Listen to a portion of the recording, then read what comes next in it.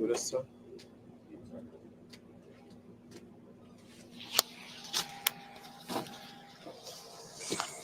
I catch my.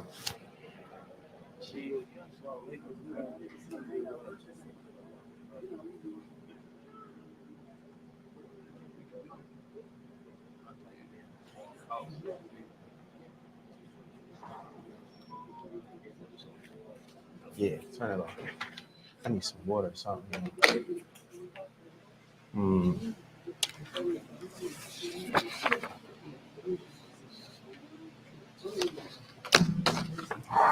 بسم الله الرحمن الرحيم الحمد لله والصلاة والسلام على أشرف الأنبياء والمرسلين نبينا محمد وعلى آله وصحبه أجمعين اللهم انفعنا بما علمتنا وعلمنا ما ينفعنا اللهم زدنا علما إنك أنت عليم الحكيم اللهم اجعل هذه محاضرة حجة لنا لا حجة علينا يا رب العالمين أما بعد. I want to apologize for being late. The class was actually supposed to start at 6:45, but I was coming from out of state, so this is why I'm late, just to be clear, all right? Tonight, inshallah ta'ala, we're going to cover something called the Muharramat fi Nikah. Muharramat fi Nikah. A Muharramat fi Nikah are broken down into categories. Muharramat fi Nikah are broken down into categories. Some of the ulama, they mention that the Muharramat, there are two parts. Ala abad wa ala amad. Ala abad and ala amad. What does that mean? Abad means forever, and amad means for a time being. And what this is talking about, people that are impermissible for you to marry. People that are impermissible for you to marry. As for the women that are impermissible for you to marry, then the scholars of Islam, they say they are overall 18 plus 1. So it's 19. 19 women that are impermissible for you to marry. We're going to cover that today, inshallah ta'ala. And then we're going to cover the second group of women that are impermissible for you to marry, however, just for a time period, even if it's for a time period. The first thing, قال المصنف رحمه الله تعالى تحرم أبدا الأم. So let me explain this. I said they're 18, right? Or 19? I said, all right, let me explain. There are 7 that are through lineage, and there are 7 that are not through lineage. That's how many? 14. There are 4 through something called masahara, which is through in-laws. Those are 4, or through marriage. And then there's 1 that is, we'll speak about. It's called the mula'ana. And when we get to that point, we'll discuss that in further detail, inshallah ta'ala. 7 through lineage and the other 7? So the first is through lineage. The second 7 is not through lineage. Rather, the second 7 is through suckling or breastfeeding. Okay? And then there are 4 through musahara, which is through contracts, marriage, etc. And then the last one is through mula'ana. The last one is through mula'ana. And then I'll explain that when we get to that particular part. Right. So the author, rahimahullah ta'ala, he says, tahramu abadan al-um. So then we're going to number them. The first woman is, and listen, a person might listen to this and say, this is common sense. It's common sense, some of them, but the Sharia makes it so that everyone is clear. There's no ambiguity. There's no question marks. There's no doubts, right? You have to understand who people are, who's permissible for you to marry, who's not permissible for you to marry. And some things culturally for us, we make impermissible, but in Islam, it may not be impermissible. So we need to also understand understand who those people are. قال مصنف رحمه الله تحرم أبدا الأم. So then the first one is al-um. Al-um is the mother. A person's mother, obviously, is haram for you to marry your mother. This is clear. All right? And yeah, this is clear.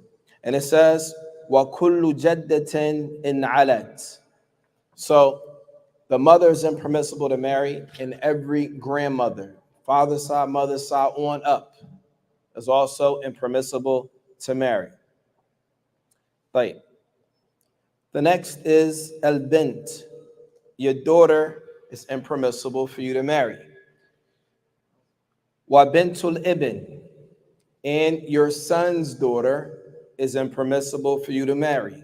وَبِنْتُهُمَا مِنْ حَلَالٍ وَالْحَرَامِ. Even their children that are not, even their children through zina. If you have a child through zina, fornication, that child is also impermissible for you to marry. Obviously, the halal child is also impermissible for you to marry. وَإِنْ سَفَلَتْ. You have a question? I was just going to say, you said the daughter of your son. That was an example. Impermissible. You can't marry your granddaughters. You can't marry your daughters from your daughter. Any children, girls that come from you is also impermissible to marry on down. And likewise, any women that you come from on up is also impermissible for you to marry. Is that clear? Right. Yes. So one is the mother and anything up. Yes. Two It's the daughter and anything below. Just want to make sure I'm Yeah.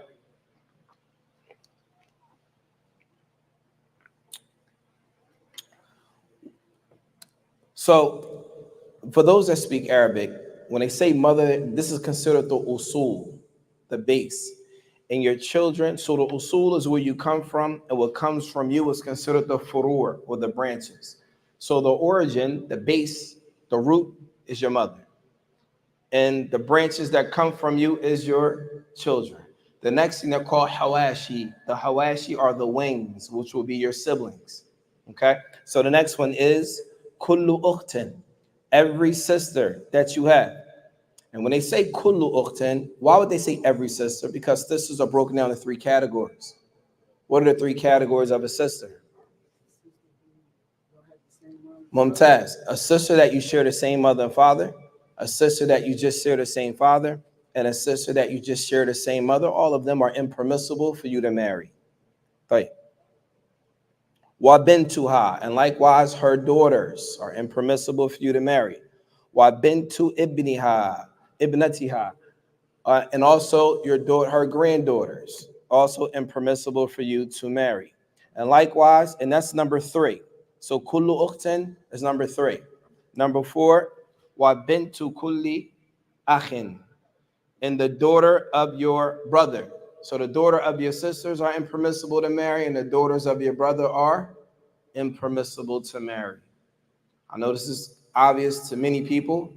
However, it's stated in the books of Sharia just to be clear, to remove any type of cloudiness. Wa bintuha, and likewise, wa bintu kulli akhin. So your brother's daughter and your brother's daughter to the end of it is also impermissible for you to marry. And that is number 5. Number 6 is wa kullu ammatin, and your paternal aunts are impermissible for you to marry. Your paternal aunts. What's a paternal aunt?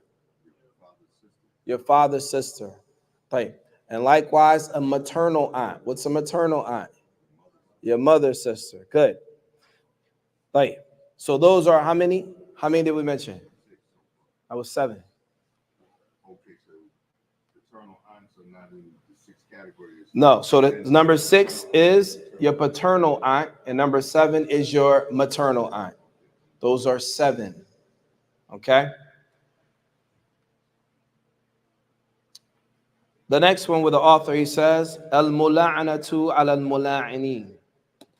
Al-mula'ana. Now, mind you, these are all women that are impermissible for you to marry forever. It will be never halal for you to marry these women. This woman here, is considered a mula'ana. What is a mula'ana? Anyone ever heard this term before? All right, I'm going to explain the scenario. Now, if we continue in this book of marriage, we're going to come to this chapter called li'an, right? This is just something we're just going to speak about it briefly now. A li'an is when a man is married to a woman, and while he's married to this sister, he believes that she committed zina, right? Allah subhanahu wa ta'ala says, if you want to accuse somebody of zina or fornication, or adultery rather, if you want to accuse someone of adultery, you need what? You need 4 witnesses, right? Well, what if you don't have 4 witnesses? And the husband's like adamant, like, man, I think my wife was dealing with somebody. What do you do in that case? You do mula'ana. What is mula'ana? Mula'ana, I'm sorry, what is it? When you swear that, yeah, likewise. So both of them, they swear by Allah 4 times. And then the 5th one, they invoke the curse of Allah upon themselves. All right. If this is done by both parties, meaning if this is done, and we'll talk about it in more detail when we get to that chapter, but if this is done by the man, and he says he swear by Allah that his wife cheated 4 times, and then he says, and may the curse of Allah and the anger of Allah may a curse of Allah be upon him if he's lying. And likewise, his wife says that he's lying. This is not true. And she swears by Allah 4 times. And then on the 5th time, she says, may the curse of Allah be upon her and the anger of Allah if she's lying. Now, if they both say this, then in essence, what happens is the judge farraqa baynahuma, meaning the judge separates between both of them. And they are now no longer ever able to get married again. Ever. Is that clear? That was the one extra one. The next seven, or well, we'll get to the next 7. وَيَحْرُمُ بِالرِّضَاعَ مَا يَحْرُمُ بِالنَّسِبِ. So those 7 that we mentioned, the mother, etc., that's also referring to breastfeeding children. Breastfeeding children. For example, let's say you had a mother, you have your own biological mother, but there was another woman that breastfed you. Now this woman that breastfed you, she is now your suckling mother. It is impermissible for you to marry her. Is that clear? Right. Her husband, meaning her husband from the milk that she had the child with before you, then he is your what? Your suckling father. Does that make sense? Right. What is all these flies coming from? Right. The same thing with your daughters, right? If you have a suckling daughter, if let's say, for example, you have your own daughter. No, let's say your wife, she breastfeeds a daughter. Now she is your suckling daughter. She is haram for you to marry. Okay, and like this all the way through. So those 7. The same 7 takes place with breastfeeding, but they do make an exception. The exception is except for the murdi ukhtihi. And what is that? Let's say, for example, you have. No, you know what? I'm not even going to get into that. We'll just leave it at that. The seven. If a person has questions about that, we'll talk about that offline because that could get detailed. The next one, which is the 4 that we left off. So we had 7. The first 7 was what? Through nasab, through lineage. The second 7 was what? Breastfeeding. The same, right? That's 14 that are women that are impermissible for you to marry forever. The 15th one was what? The 2 that made the oath. The mula'ana, the one that cursed each other.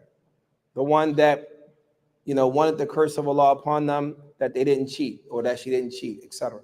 Once those two are separated by the court, they can no longer get married again. The next four are through contracts, and we'll mention them now, inshallah ta'ala.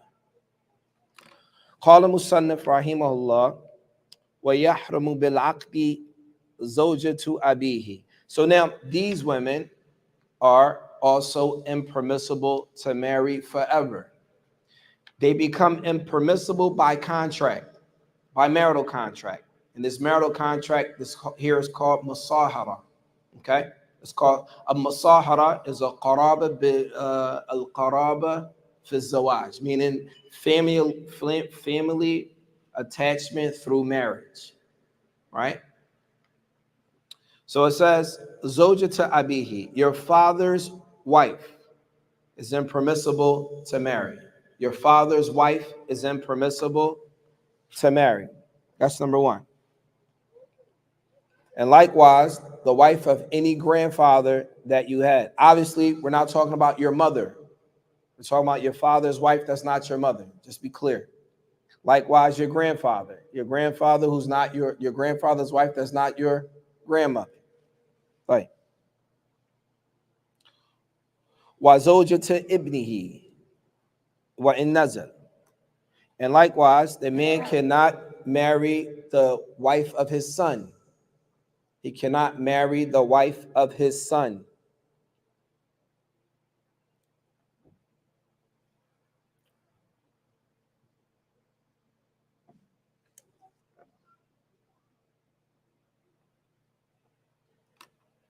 And likewise, wa tahramu zawjatihi. And also he cannot marry the mother of his wife. He cannot marry the mother of his wife. Wa bintuha wa banatu awladiha. And likewise, he cannot marry his wife's daughter. Now, this next part here, the scholars of Islam, they say, and this is important, pay attention, because this may be a person's situation. If a brother is interested in marrying a sister, right, and he sees the mother, and so he's interested in marrying the mother. And then he sees the daughter. He says, never mind, I want the daughter.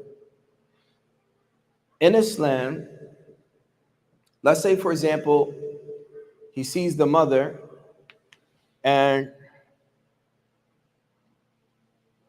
no, we're going to switch it around. Let's say, for example, he sees the daughter.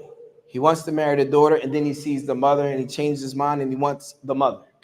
Did that make sense? Just follow along with it. He's like, I don't know, it doesn't make sense to me. Just follow along, right? He sees the daughter, and he does a contract with the daughter, but he doesn't.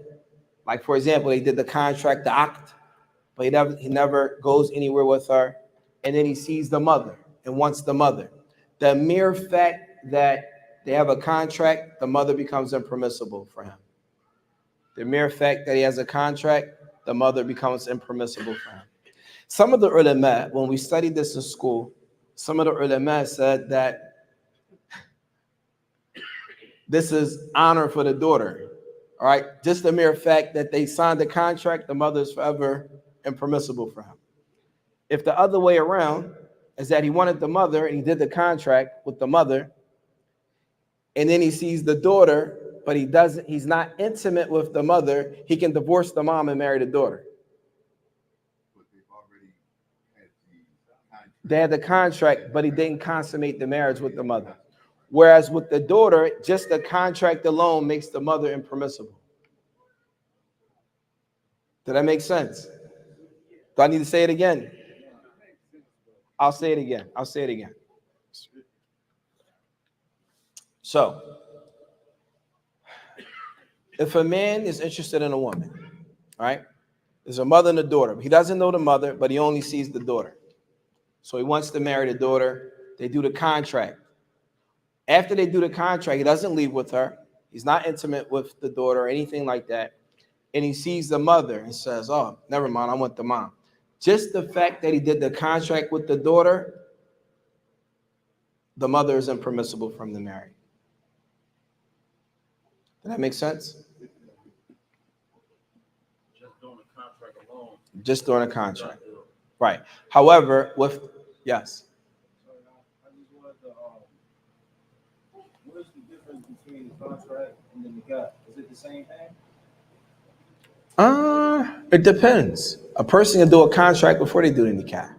Or in this case, the akd nikah, it means the same thing here. In this particular, what we're talking about here, they mean the same. The akd and the nikah is the same thing here. In this, what we're talking about here in this setting. But depending on where you're, yes, the offer and acceptance, like they do that, but then maybe they don't go anywhere. Maybe they do the offer and acceptance, the contract for marriage. That's officially their wife, but they don't go anywhere. He's not intimate with her. There's no khalwa. There's no intimacy at all. And then he wants to nullify the marriage and marry the daughter. Do you understand? That becomes impermissible. Yes. And then, last question, Charlie. After the nikah, is it permissible for you to, before the wife comes in, is it permissible for you to get intimate with her after the nikah? What do you mean? What do you mean? Like, sometimes you can do a nikah with the women, but y'all haven't gone in together yet. She's still at her mother's, and you still at your place. Are you able to be intimate with her at that moment before she comes to your house? You mean, is it halal or haram? Halal? It's halal. Lakin, however, Orfiyan, where are you from? Because you're not from here. You can't be. No, you're not. You're from Harlem, but where are you from, like, ethnically? Africa, Mali. Okay. In your culture, that might be aib in your culture.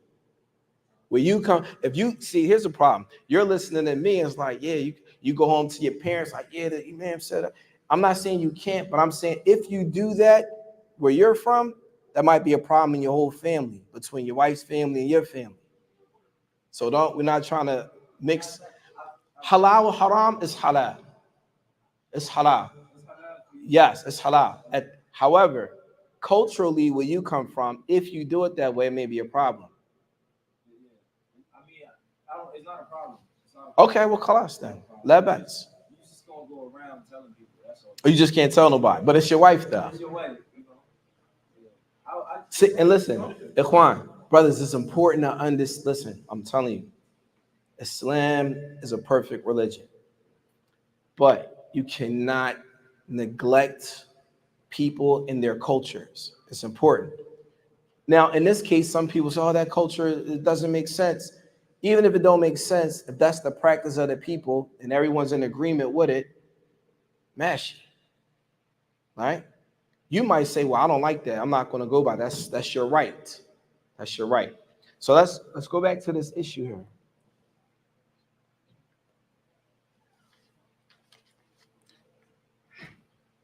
A sister said, can I repeat the question? You want to say it on the microphone, brother?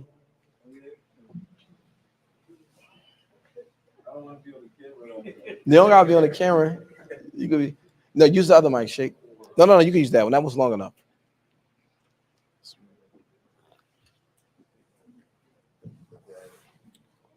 So my question was, after doing the nikah, we made an agreement that the woman is my wife, I'm her husband. Is it permissible for me to be intimate with her after that? So the question, it's a halal and haram question. Once you sign your aqd and everything is present in the marriage, it's permissible for you to be intimate with your wife. However, I asked him, where are you from? He said, Harlem. I said, no, ethnically, where are you from? Because people here won't ask that question. He said he's from Mali. And Mali, in his country, in their culture, you may not be able to do that. And if you do that, it may be looked at something as aib, something that is not praiseworthy, blameworthy. The sister, in her case, her family might look down on her if she were to do that. Sah, am I right? Between you and your wife, everything is already. No. I'm talking about with your families. The families will look down on something like that. Some of them, yes. I'm lost somewhere. What are you lost about, Sheikh? So we're talking about a situation where he intended to marry the mother. What are we talking about? This or that? It's two different topics. No, we're talking about, he threw a curveball in, Sheikh. We're on two different jumps. We'll come back to that. No, you didn't struck out. He just asked a question that didn't have nothing to do with what we're talking about. I shouldn't have answered him for real. I shouldn't have answered you. That's my fault. Matter of fact, I'm not talking to you right now. We're gonna wait. We're gonna finish this, and I'm gonna come back to you. That's my fault. You messed me up, man. Huh? His question is, Nikah, but she didn't move in. Yes, he wants. You already answered this question. So I'm just making sure. Yeah, but I. No, I mean, once he said it wasn't had nothing to do with that, because I thought they were connected. No, they're not connected. They weren't connected. You messed me up with that. No, I got you. You don't understand? Okay. Alhamdulillah. All right, let's get back to this real quick. There's a brother, he's interested. There's a mother and a daughter. There's a mother and a daughter. He doesn't know the mother. He sees the daughter. He wants the daughter. They agree to get married. They do the contract, but they don't leave. Everyone sees them. They never go anywhere in private, never do anything. And then he sees the mother and says, whoa, I want the mom. And he tries to nullify. Even if he nullifies the marriage, the mother is impermissible for him to marry forever. He can never marry her. But it's the opposite with the daughter. And so some of the ulama, when we studied this in school, they said, look, Islam has more mercy for the daughter than it does the mother in this particular case. Why? Because if the man does a contract with the daughter, even if he's not intimate with her, just the mere fact that they do the contract, the mother is impermissible, right? Now, the opposite is not the case. If he does the contract with the mother and he marries the mother, they're still in and he looks and says, oh man, that's the daughter? He can say, Mom, I'm cool. Divorce the mother and go get the daughter, and it's permissible. As long with the condition, as long as he's not intimate with the mother. Is that clear? So in one case, intimacy is required, and the other case is not required. Is that clear? Khalas. That is the 19 women that are impermissible for a man to marry. That is the 19. Then we're going to get into the women that are impermissible ala amad for a time period. So, okay. So the first batch, the 19 that we just discussed are forever halal. Forever haram. There's never a possibility that they could be halal. Never. That's called ala abad. Abad means abadan, forever. Amad, it means for a time period. And then it's maybe they would be able to get married at another time.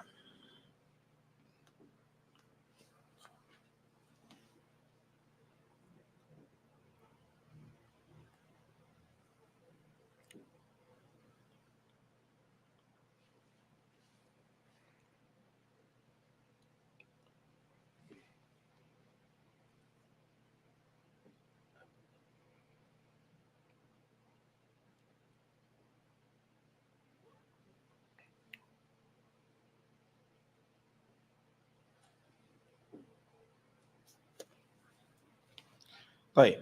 The first one, it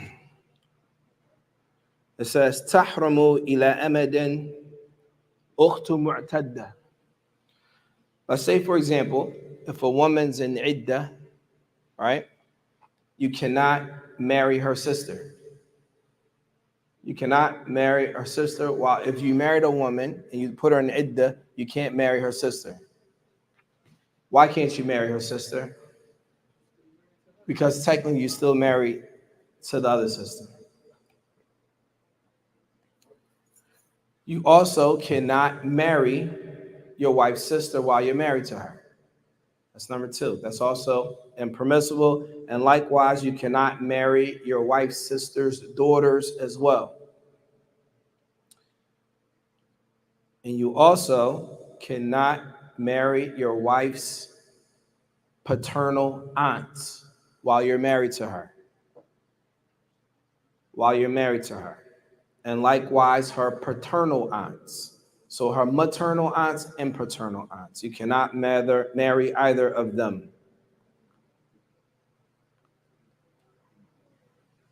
However, I'm sorry? Yes. Why you married to her? While you're married to her, yes. And he says, فَإِن طُلِّقَتْ وَفَرَغَتْ الْعِدَّةُ أُبِحْنَا. However, if they get divorced and the iddah is finished, then he can marry either of those women that were mentioned. Is that clear?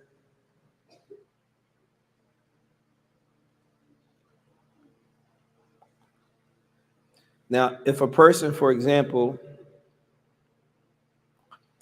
if a person were to marry or attempt to marry two sisters at the same time, then this contract would be null and void. Then the contract would be null and void. If he married one of them, then attempted to marry the second one, then the first one will be valid and the second will be what? Invalid. The first one will be valid and the second one will be invalid. If a person were to marry two sisters, if a person wanted to marry two, there was a question that was asked a few days ago about, can a man entertain more than one woman at one time? Yes, for marriage. Is that permissible, sisters, brothers? Is that permissible? Can a man court more than one woman at the same time? So listen, if a man can get married to more than one woman at the same time, then obviously he can entertain more than one woman at a time. Does that make sense? Right. Yes. What situations where you marry a sister, right? You marry a sister, then you marry another sister, then you can find out that they might be sisters. They might be or they are. They are sisters. All right, so the first one you married is sah, and the second one you married is not. You got to end that contract. It's not permissible. It's not permissible. Now, if you want the other one, you got to divorce that one, wait till the iddah is over, and then marry the other one. Why you ask that question? No, I'm gonna leave you alone with that. Tell you.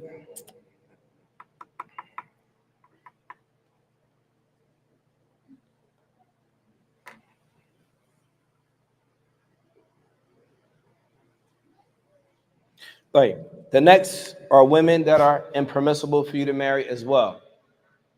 The first one, وَتَحْرَمُ الْمُعْتَدَّةِ. If a woman is in her iddah from someone else, it is impermissible for you to marry her. What does that mean? In this city, unfortunately, we hear cases where a brother might divorce his sister today and next week she's married to somebody else.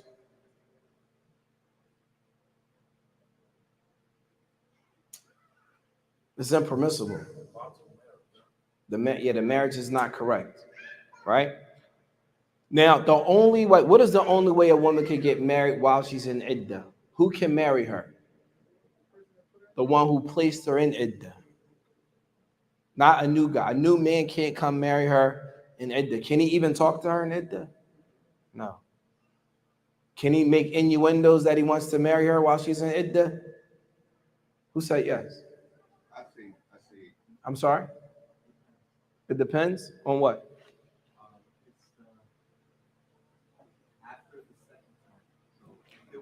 It would be if it was the third divorce. Yes, ahsant. Okay, and what's the other case? What if she asks for a khul'ah?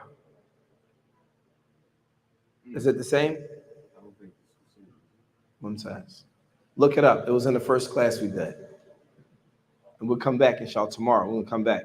We got class? No, not tomorrow. Yeah, tomorrow. I'm actually tomorrow. Okay, this was yesterday's class? No, a couple months ago. A couple of months ago. Yeah. Okay, I can find it. Find it. Right.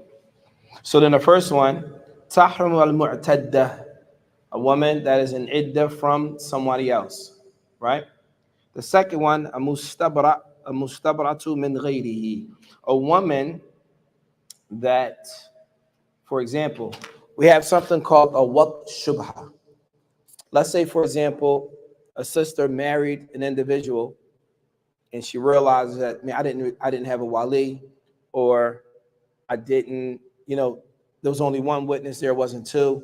Something about the marriage itself was invalid, but yet they were intimate.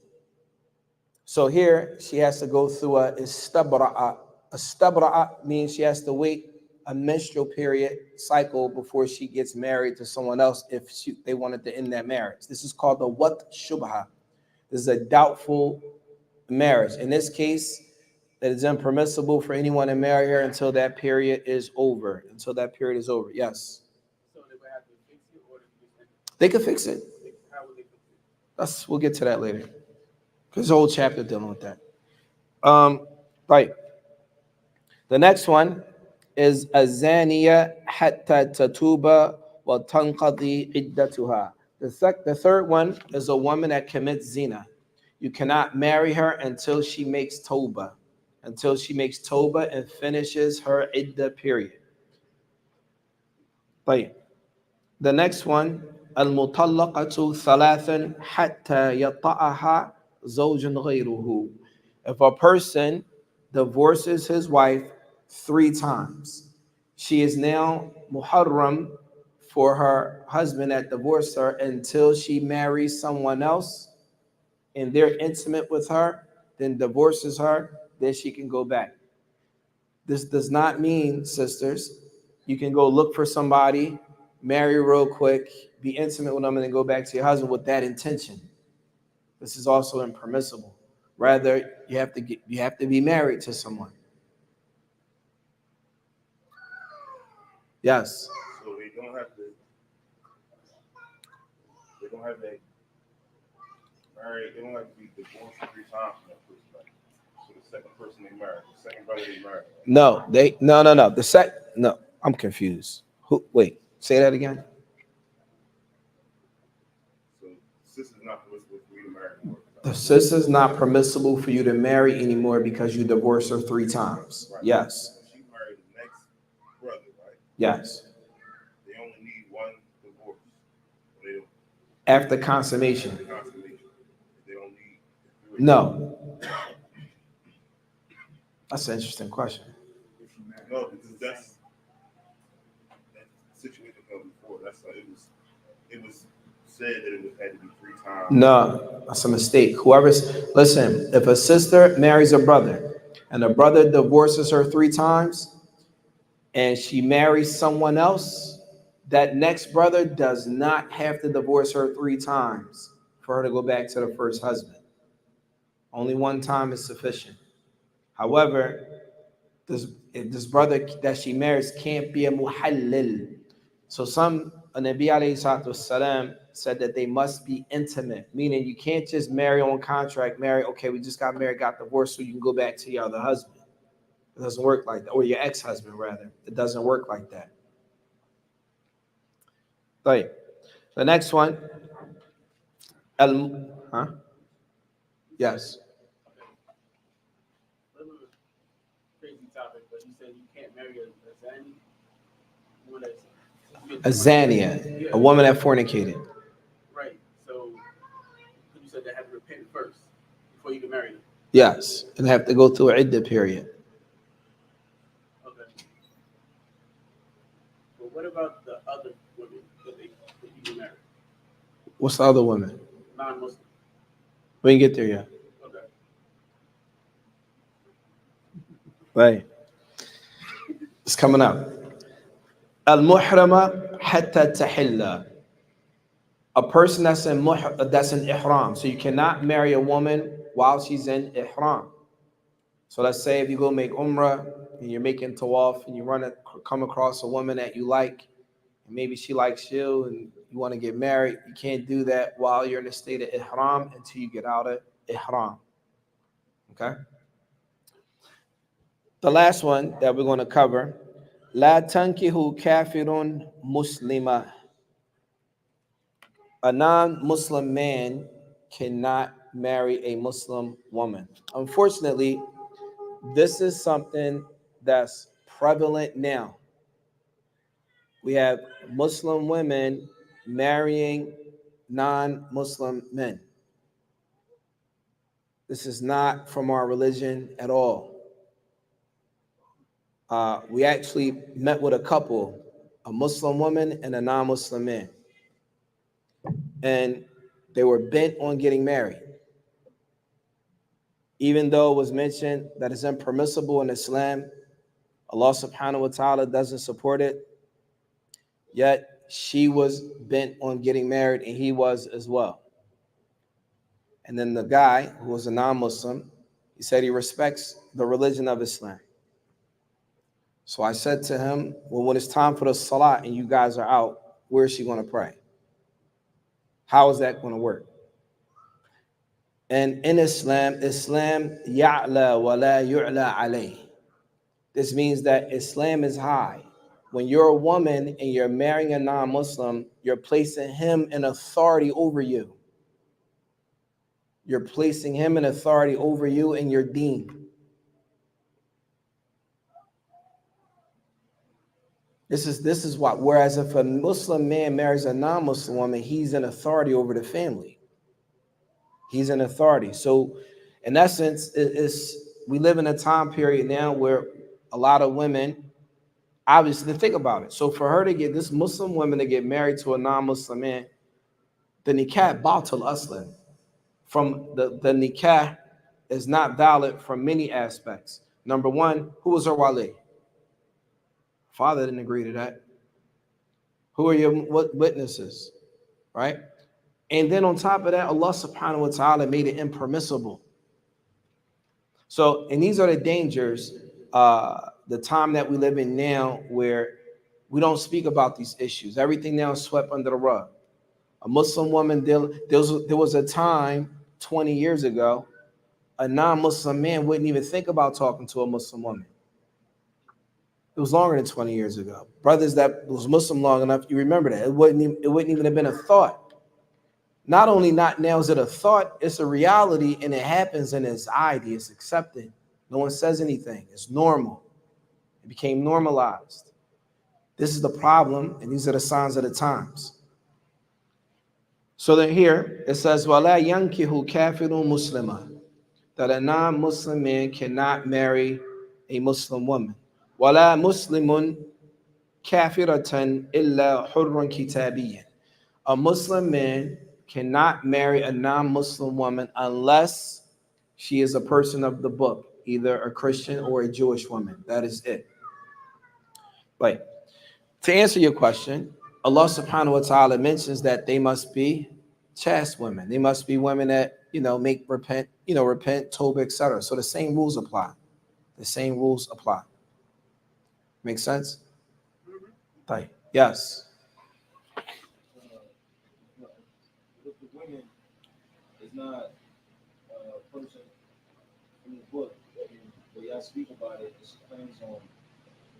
What if the woman, the brother asks, what if the woman is not a person of the book? So what is she?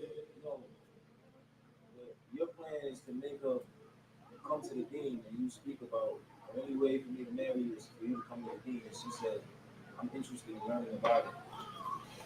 Shit, you gotta put that in the microphone, man. I can't repeat all that. I don't like repeating. I'd rather you sound better when you say it. If I say it, it might not come out right.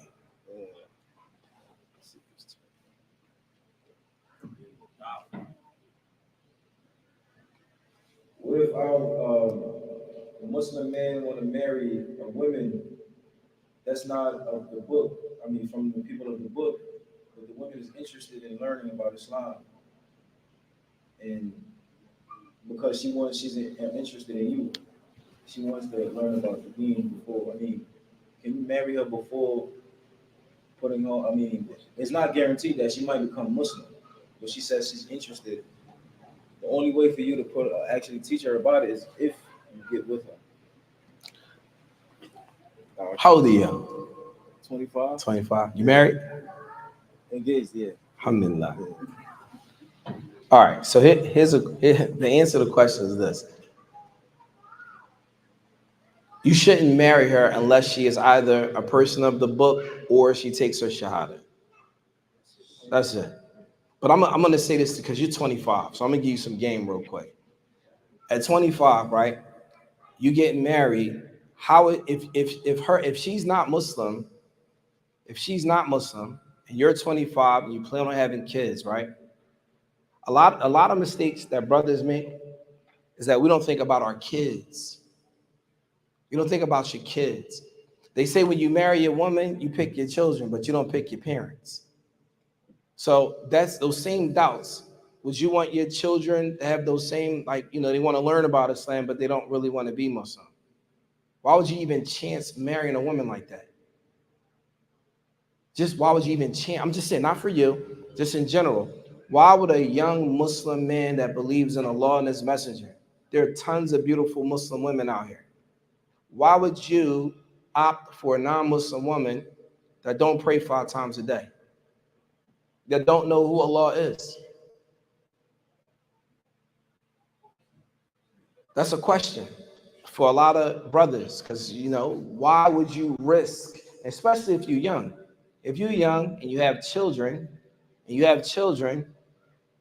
when you die, the reality of it is this. And Nabi alayhi salatu wasalam, he said, when we die, one of the things that will benefit us is a waladun salih yad'u lak, a righteous child that makes dua for you, right? So here's the reality. I'm not saying you couldn't marry a non-Muslim woman because that's what you chose to do, and your child may be righteous and may make dua for you. That's possible. But is it not more likely if you married a Muslim woman so that when you're out working, you know that your child is getting some type of Islamic information, something? Your wife is praying, your son or your daughter see your wife making wudu, like that, okay, that's something normalized, right? Young people don't realize these problems until you make the mistake and get older, and then you're going to tell another young person, don't make the mistake I made. Many years ago, I had a friend of mine. He was married to a non-Muslim woman. He was married to this woman, and he and I were real close. He was married to this woman, but I noticed I would go to his house. He had kids. I would go to his house. He had a Christmas tree. I'm like, Sheikh, what's up with the Christmas tree? I know, man, I'm trying to, compromise. And I'm like, I don't want to do that. That was enough for me to know I don't want to have a Christmas tree in my house. I'm not compromising on that, right? Then there's other things that you're going to have to compromise on if that's the route you want to take. Right now, man, oh man, she's beautiful, she's all that, she's this. All right, give it 90 days after you married, that's going to change. You're going to be like, hold up. I'm sorry, that's if it's cool. Maybe a week. And then you're going to be looking like that. What did I just do? Then you're going to be scratching your head trying to figure out how to get out the situation. You don't want to be like that. Yes. Situations like that, you give them direction. Shake. You can't change. You can't make a Muslim. No doubt. You can't make somebody Muslim. But the reality of it is, I caution Muslim men. On marrying non-Muslim women. I know it's been done. I just don't recommend it. I don't recommend it. They always end up. I haven't seen it successful. How old are you, Sheikh? No, don't nobody see you. How old are you, Sheikh? You're not on camera. Bismillah.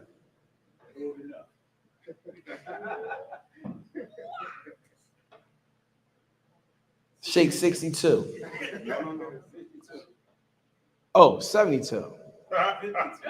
57. 67.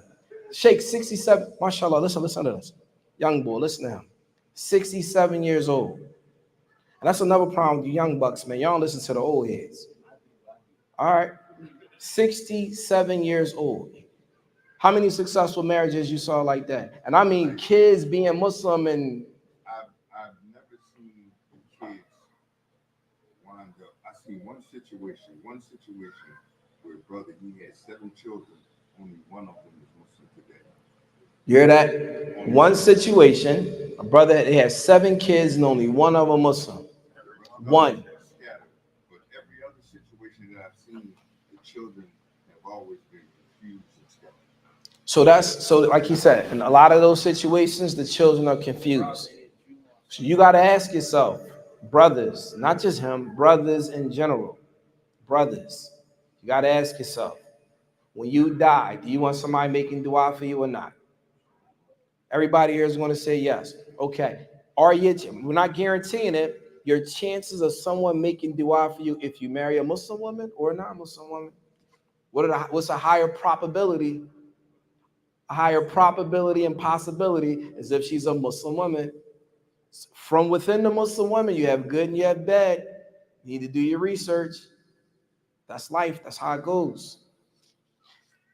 Yes. While we on this subject, they say you can marry the people of the book, right? Can we explain for those that don't know, like the people of the book? I don't really want to explain who they are. We got too many Muslim women here that ain't married. I'm sorry. There's too many Muslim women around here that's not married. You want to talk about people of the book? I mean, you hear you say this thing, I can marry the people of the book. Yeah, but we don't want to talk about them. You can marry people of the book, Christians and the Jewish one. But we just spent 10 minutes talking about why you shouldn't. And it's enough Muslim women that are not married. They need to be married. Yes. You good? Khalas, we're going to stop with that, inshallah. Tomorrow, we'll pick up the chapter. Oh, actually, it's another part I left out. وَمَنْ جَمَعَ بَيْنَ مُحَلَّةٍ وَمُحَرَّمَةٍ فِي عَقْدٍ صَحَّ فِيمَا تَحِلُّ. All right, so let's say, for example, if a man were to gather between a woman that is not married and then he tries to marry a woman that is married. Just listen. The early man mentions stuff like this for a reason. In those contracts, the first contract with the woman that's not married is sahih. It's okay. The contract with the married woman is also what? It's impermissible. It's haram. It's haram for a man to marry a woman that's already married. It's haram for a sister, if you're married, to go marry somebody else if you haven't even gotten a divorce. There's sisters that come into the center here and they're looking to get married and they say, "Are you divorced?" "Yeah, I think so." "You think so?" "You think." Okay. You need some help. You need to understand whether you're married or not. That's not going to work. And then the next one, and we have to talk about this because it speaks about the vastness of the deen, right?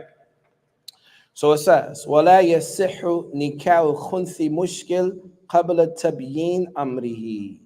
Like, a khunthi mushkil in Islam is a hermaphrodite. Is anyone here familiar with a hermaphrodite, what a hermaphrodite is and what it isn't? Okay. A hermaphrodite is a person that has two sexual organs. They have a male sexual private part and they also have a female sexual private part. The question now is, it is not permissible to marry that person until it becomes clear what they are, meaning if they are naturally a male or if they're naturally a woman. Is that clear? I just had to mention that because this book was written over 1,000 years ago, but it still talks about these issues. But these are natural hermaphrodites, not people that went and got surgery. And that's a whole nother issue we're dealing with in our communities that we're not talking about. Things happen now that didn't happen 20 years ago. So we're dealing with different nuances within our communities, right? So with that, inshallah ta'ala, next or tomorrow, we're going to cover the book, The Conditions of the Marriage again, and the issues that you find within the marriage. All right, so we're going to start with that. Any questions? Any questions?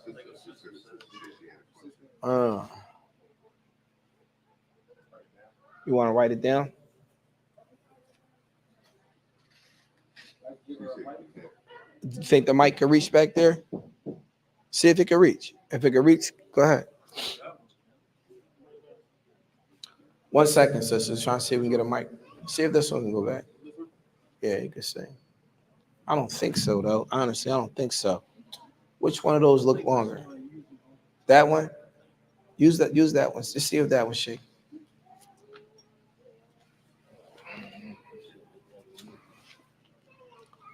Nah, that one ain't gonna work. I mean, she could write it down if she want to, or she could yell it over the wall. Somebody over Or you want to listen to it and then just let me know? I think you can hear it. I don't know. Yeah. You can say it. Like, you could probably. Nah, that ain't long enough. No, she said they come over to the side. Oh yeah. Sister, come up to the side, like you're going to the bathroom, and then they'll put the microphone underneath the wall. Inshallah.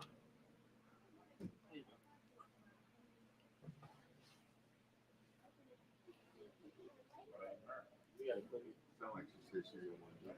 Oh, all right. Religion? Wait, shut up.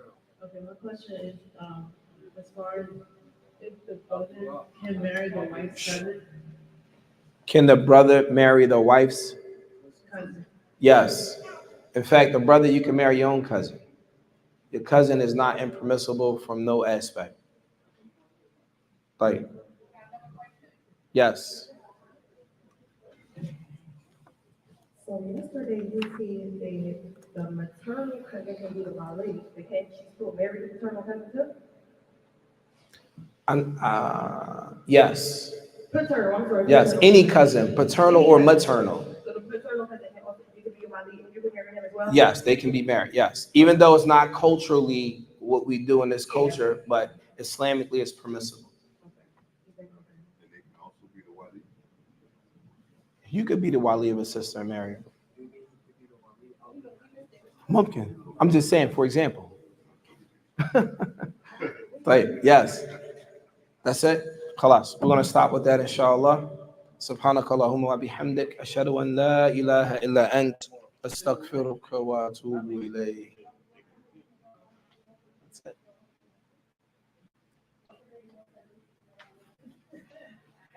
You know, I'm just fooling with you right there. Yeah.